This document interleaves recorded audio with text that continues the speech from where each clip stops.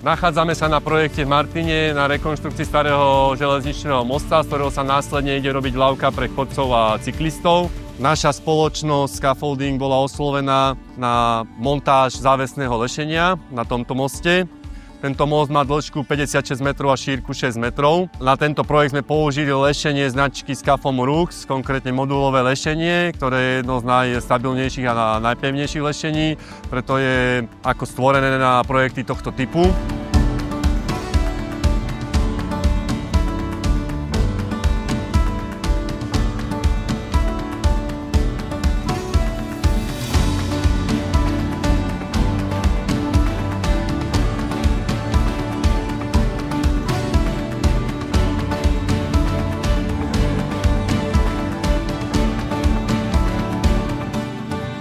Ako vidíte, toto lešenie je celé obalené v plastiku. To z dôvodu toho, aby sme ochránili životné prostredie pred únikom chemikálií, nakoľko momentálne prebiehajú práce pieskovačov, ktorí odstraňujú starú farbu a hrdzu z tohto mosta. Sme radi, že sme mohli takýto projekt realizovať na Slovensku, nakoľko máme bohaté skúsenosti s takýmito projektami zo zahraničia a dokázali sme priniesť tieto štandardy aj na Slovensko.